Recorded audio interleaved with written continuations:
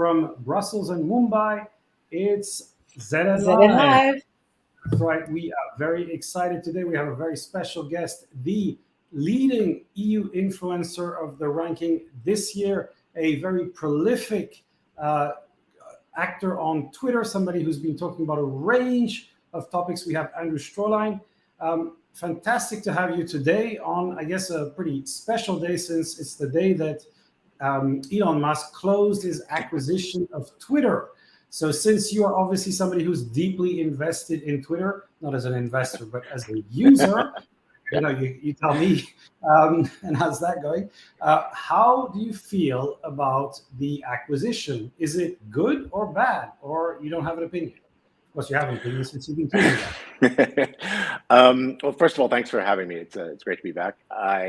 I mean, we're all looking at this. Everyone who's on Twitter is looking at this acquisition, with a bit of fear, I think, based on some of the things that Musk has said in the past. And the first and most prominent among those is his idea of free speech absolutism, and I mean, first of all, anyone who's into any kind of absolutism, I'm not really sure, has really kind of caught on to the nuances of life.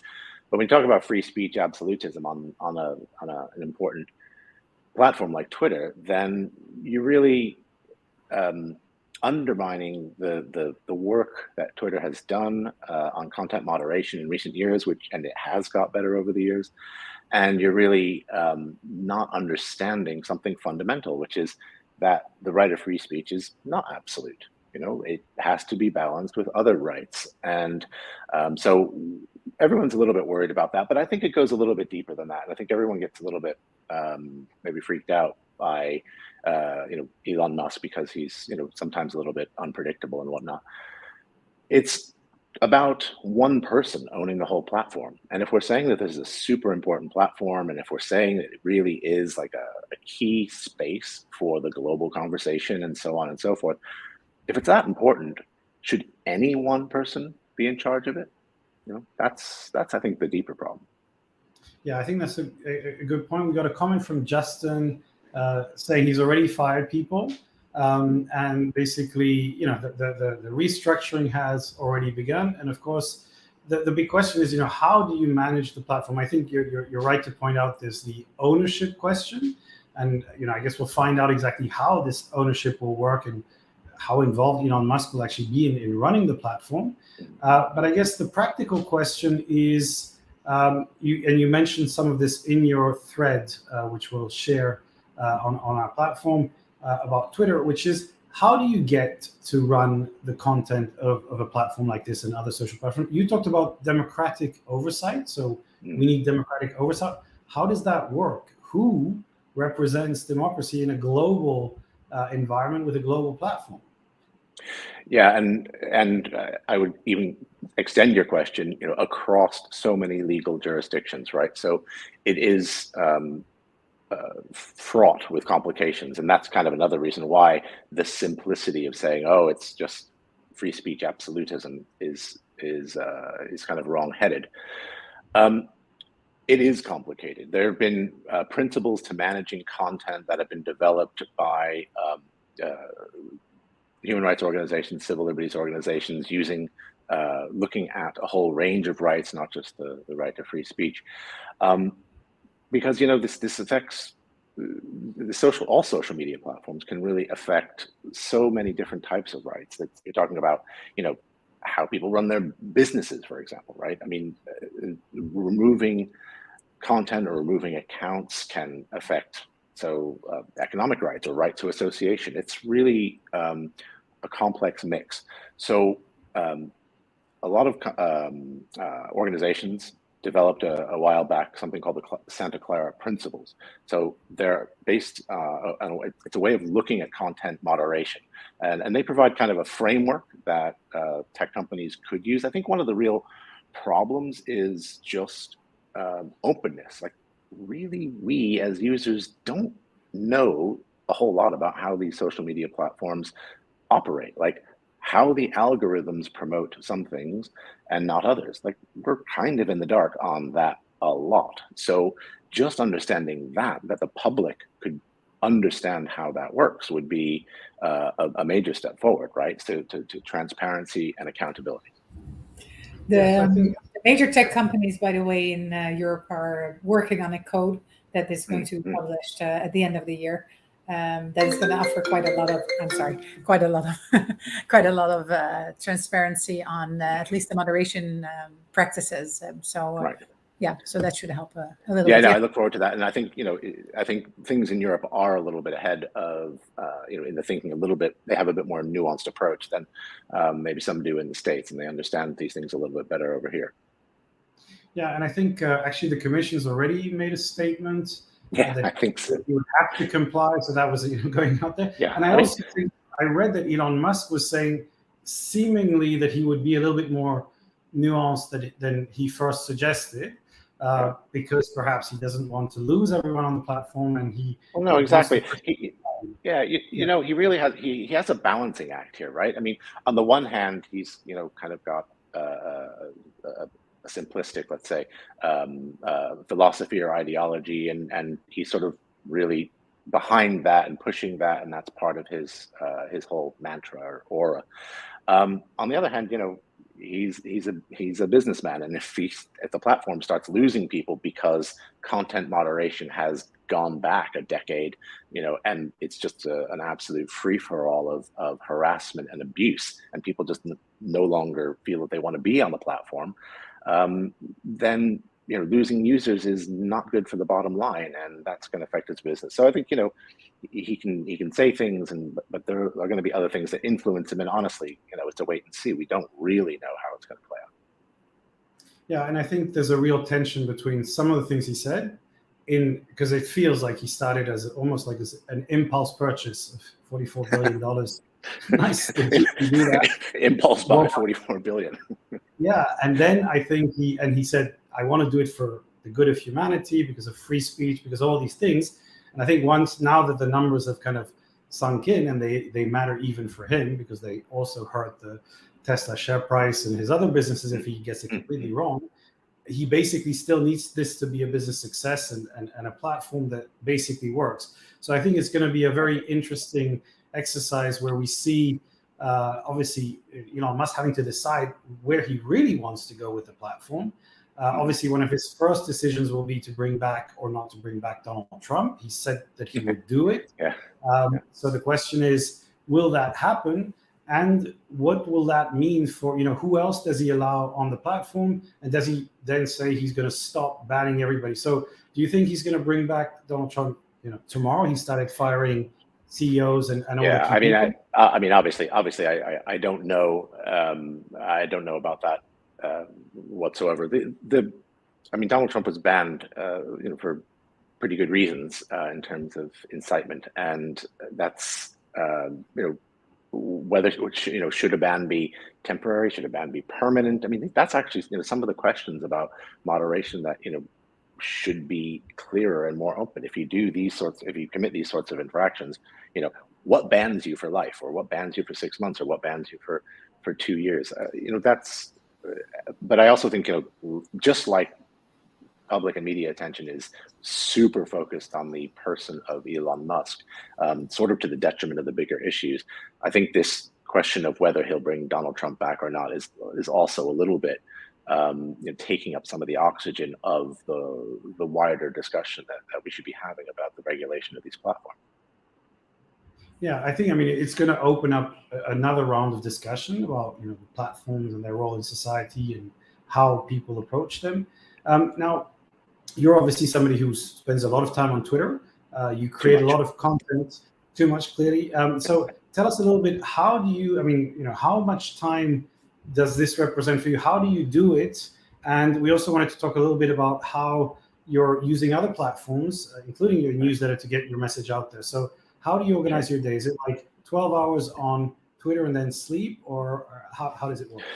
Yeah, it's not quite 12 hours on Twitter and sleep, but it's closer to that than I would really like it to be.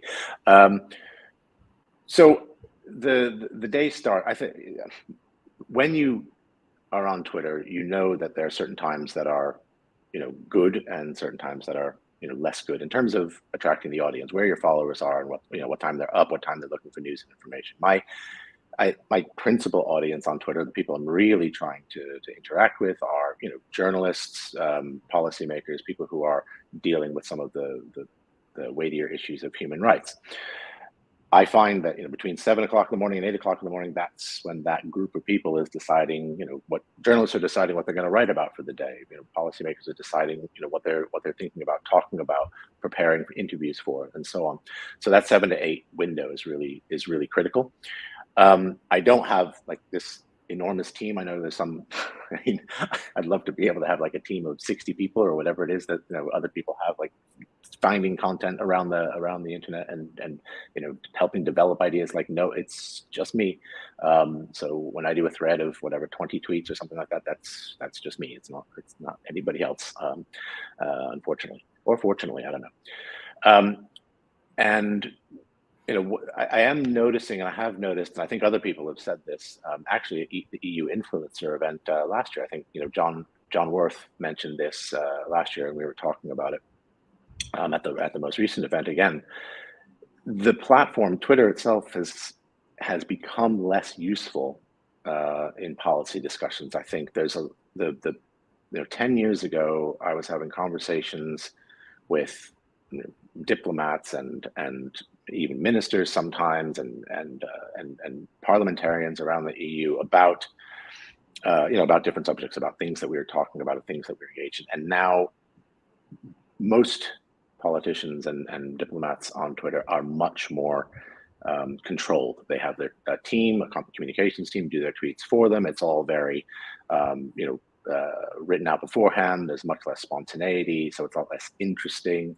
I think this is really, it's been a gradual thing over the years, but we're seeing it much less now. And so without that spontaneity and without that kind of discussion back and forth, the platform itself is less attractive to this group, this market sector, right? This sort of, I mean, I know this is actually, this is the dweeby side of Twitter, which is probably 2% of their overall business. It's not sports or entertainment or something like that. So this is the dweeby policy nerds on Twitter, and they're not there in the numbers that they used to be. People are leaving because those conversations aren't as interesting as they used to be. And so where are they going? And we're trying to look at other formats where people might be going. And of course, we're naturally attracted to newsletters, which have just really risen in importance over the last few years, as media outlets especially have just been rolling out one newsletter after another.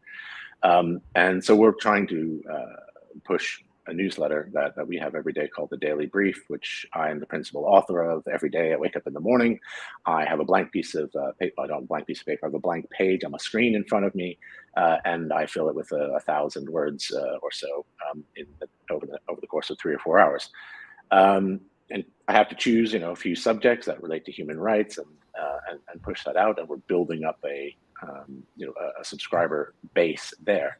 The problem is this subscriber base, building up a subscriber base takes a long time. So, I've been on Twitter for 14 years and I've got 130,000 followers. And, it takes a while to build. But that's where I think, that's where I'm going to definitely be putting a lot more of my time. And I mean, I don't foresee jumping off Twitter completely, but I do see like the balance between newsletter writing and promotion and engagement with readers. The percentage of my time doing that will increase, and the percentage of my time on Twitter will slowly, gradually decrease. That's interesting, because what we do see and what the numbers also show is that the MEPs, the journalists, they are as much on Twitter as they ever were, even if they have a team like the MEPs who do the content. There's some MEPs. I think there's some exceptional MEPs. I should have said that. Yeah. No, but even the ones that have a team and they're still themselves looking at the content, even if they're not engaging. So it's still important to be there, to be a part of part of the debate, because they might not, they might leave the official communication over, to a team, because they need to think that through. But they are there. We see that they're there multiple times a day. So you're seeing passively that they're exactly. Exactly right. And so if you pull out, then someone else will fill that void. Well, that's definitely true. Yeah. So I think we need to be very careful with drawing conclusions based on the professionalization of this medium. It actually shows the importance, not the opposite. Oh, that's interesting. That's interesting. And I think what we're seeing, in a sense, is a professionalization of the space, and it's basically the entire online space, which has become our main source of all information, and Twitter's a part of it. And I think it's very interesting. So I see it as simply, just being part of the canvas, the content maybe being less intimate because it's not such a closed crowd that might know each other as they did before, but it's kind of everybody now, especially in these professional debates. So it's more of a, I would say, people spend more time thinking about what they can tweet, and it's maybe with a team and a strategy. But I'm interested also in your the mention of the newsletter, because this is something we've been using newsletters on and off for 20 years. And basically, however unsexy emails are, it's always remained core. And I think to some degree, it's really important even now. And it's pretty simple, but you just have to write good content, and people still open up the email if they want to read it. There are a couple of emails that I really read because they're well written. What's been your experience with your newsletter? Are people opening it? Are you getting good opening rates and reading the content? Yeah, absolutely. So the opening rate on the thing varies between, I don't know, like 27 and 33%, something like that. It depends on like the subject line. Subject line is everything, apparently. And I think that's relatively good. It's like 1 in 3. That's 1 in 4, 1 in 3, which I think is pretty good. I'm pretty happy with that. If you look at the standard, you guys can probably tell me what the market standard is better than I know it. But I think more importantly is we get a lot of feedback from readers, and a lot of the suggestions, or a lot of the initial spark for the stories that appear in the newsletter come from readers. Readers say, "Hey, there's something happening in Nicaragua. Could you write about this? Look into it, please." And so we look into it, and I bring in experts from Human Rights Watch to help me look into it. We, I throw a piece together on that, and then someone else says, "Oh, look at this thing that's happening in Turkey. Look at this thing that's happening in Sudan." And in that way, we're trying to build a kind of community. It's interesting. I think there's something about newsletters which it does feel more intimate. I mean, in a sense, like you're just not. I mean, you're not. You can say the same thing as you say in tweets, like a Twitter thread or something, but because it's going to you and your name, and it's in your email, and it feels somehow more intimate, more personal, and I think people like that, especially if they've been frustrated on social media and have kind of been moving away from that because of the various frustrations of that of social media platforms.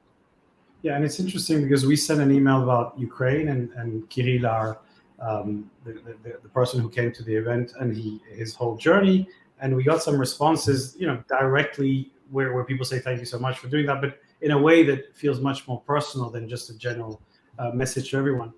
You mentioned something when you talked about your preparation for the email, which is choosing the topics that you're going to communicate on.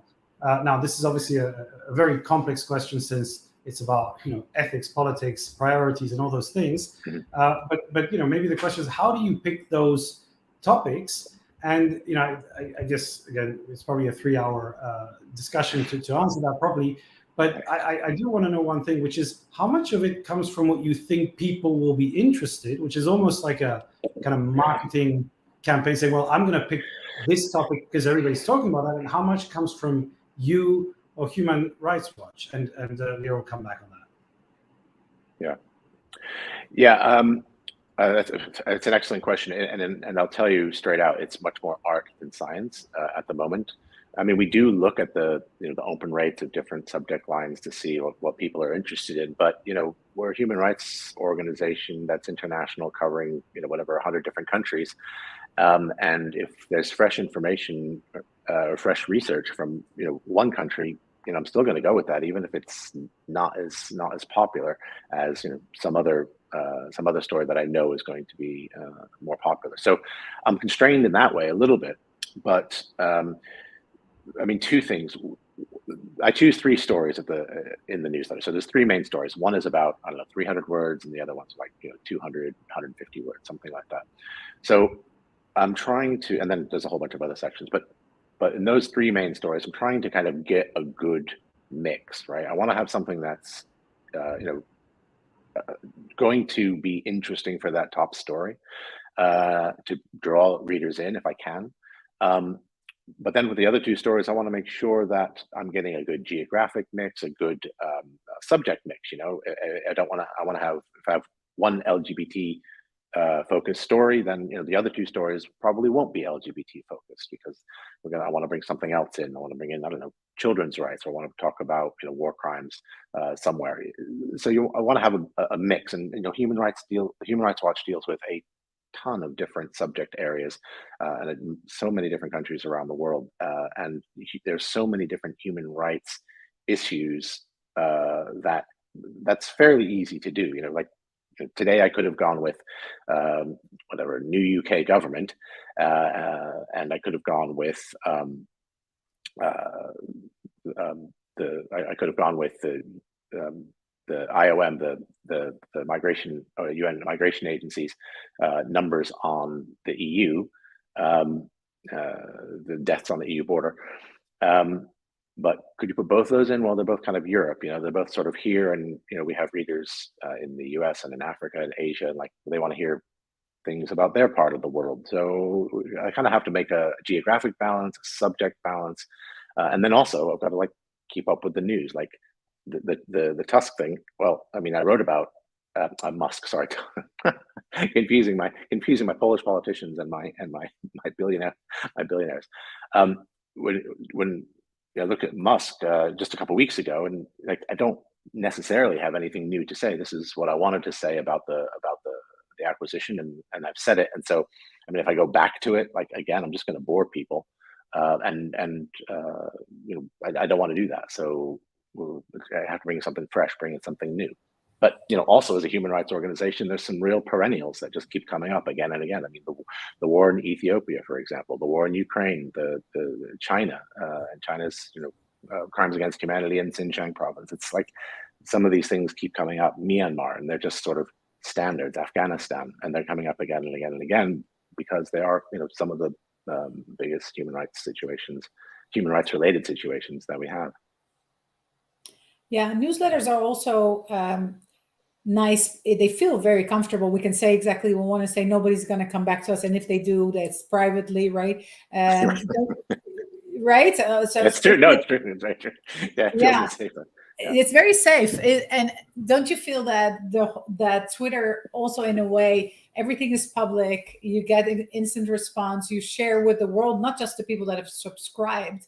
In a way, it has a much bigger impact. It's a good addition for sure, a newsletter, and there's no harm in it, but your real power lies in social media. And in that sense, it would be a shame if you were to leave, for example, the platform to change.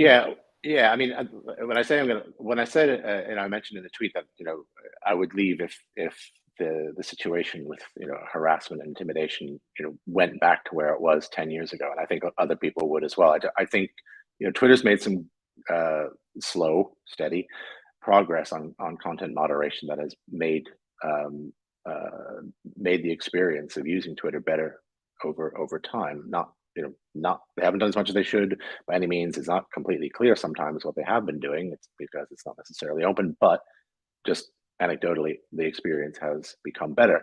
And to lose that progress, I think, would be very, very annoying. And just to get whatever 10,000 death threats a day is just not interesting to me.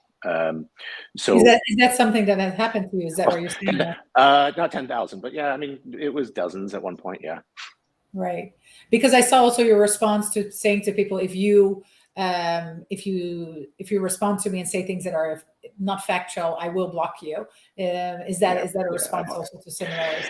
Yeah, I mean, everybody says I should just limit the people who can reply to my tweets, and maybe I should do that instead. But I I do like replies, but when people, I have a couple of rules about blocking. I block people who try to spread lies about me, or try to spread lies about the organization, or try to, just basically push government propaganda in my replies. And like, I think we had this conversation before. Replies are my space. They're space that I control, right? And so if you are using that space, which is space I control, for just for defamation or propaganda, then honestly, you're cut off. You go do that somewhere else. Don't do that in my replies. And I've blocked thousands and thousands of people. I mean, on some days it gets kind of crazy. It's hundreds of people in a day. It's just it's ridiculous. Wow. Okay, we have time for a few recommendations.